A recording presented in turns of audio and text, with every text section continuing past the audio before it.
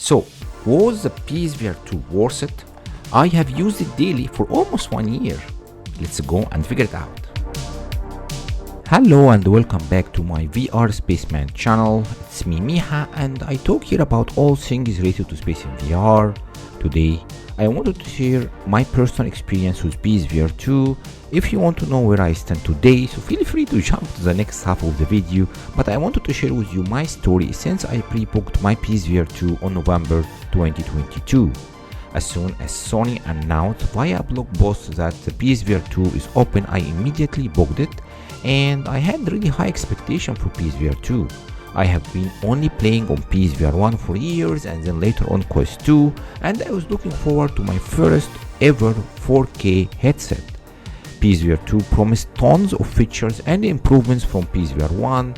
There is a colorful OLED 4K display with HDR and a wider field of view, eye tracking and foveated rendering technology, modern tracking for the controllers, pass-through, headset rumble, one cable instead of the mess that was PSVR1, but the most important thing was also the controller. PSVR1 Move controllers wasn't really a VR controller, but it was literally a reuse to help with the first generation of PSVR1 virtual reality headset.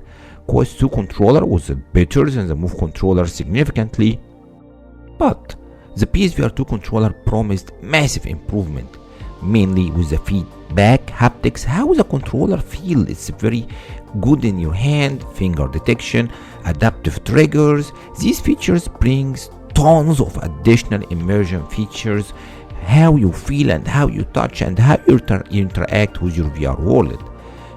And additionally, Sony promised over 30 games for the month of launch, but unfortunately there was no backward compatibility with the PSVR1 library. I think mainly this was due to the whole different design approach, especially with the tracking. Anyway, I pre-booked and pre-ordered many of the main titles like Gran Turismo 7, Horizon Call of the Mountain, and in the first week I locked myself in my room playing non-stop VR until I fall dead every day. I was really impressed by the PSVR2, but it was not all really roses. Now, keep in mind that VR is a very personal experience. Every time I make a video, I try to explain that it's really different person by person, from the way you play to the way you let yourself get immersed to how much space you have in your room. Do you play seated? Do you play standing? Do you have a room enough space and skill when you are playing? How your body react to VR? Do you wear glasses? And there are many other factors. In case of PSVR2, there is also special stuff different from person to person, like how sensitive you are to reprojection, how sensitive you are to frame rate drops. One person can play one game in VR and get blown away, while another person can play the same game on the same setup and hate it completely. For me personally, I loved PSVR2 from day one.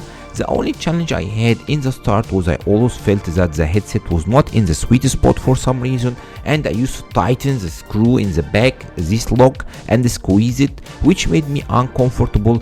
But slowly I stopped doing this and got used to not doing it, because we used to do this a lot in PSVR1, and by the time it became not really an issue.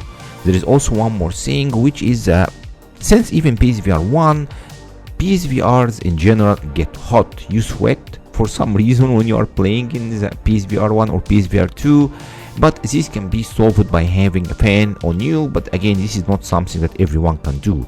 PSVR2 in general is very comfortable and can always spend 2 to 3 hours in it and until the controller dies without an issue.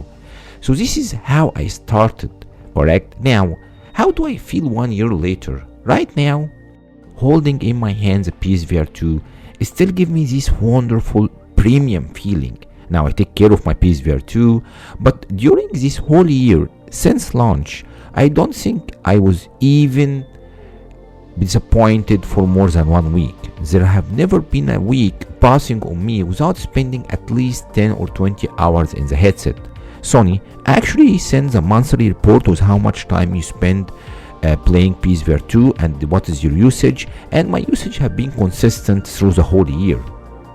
Even so, half of the games that are released are not really my type. I don't really play horror games that much. I can't stand a lot of blood in my face in VR, but even with that I still had tons of fun and entertaining time, especially with games like No Man's Sky and others.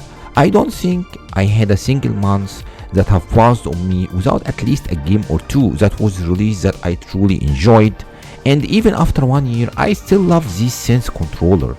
Even so, I really hope that the grip button will lose a bit because it's the only issue I have with the controllers, but even so, most of the developers find a workaround this issue. Now, I feel so optimistic about PSVR2. It's a headset so focused and designed to do one thing, which is giving you the ultimate best gaming experience in VR. I just wish that the developers take advantage of the PSVR2 features more.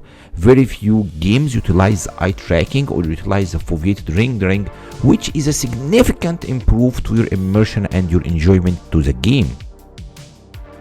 It really improves your overall experience, and I also wish Sony would do more of these hybrid games. So if an indie studio like Hello Games was able to port No Man's Sky to PSVR2, why Sony can do a little bit more? Now, every few days, and even after a long day at work, and even with the fantastic Quest 3 in front of me, I still find my hand sneaking to this lovely piece of hardware, turn on the controllers, and enjoy the most key thing about PSVR2: a seamless, enjoyable VR gaming session. So let me know in the comment section below, how do you feel about the current status of PSVR2? If you like this video, please don't forget to like and subscribe to my channel. This will really help me significantly as a content creator. And until next video, enjoy VR gaming in space, VR space astronauts.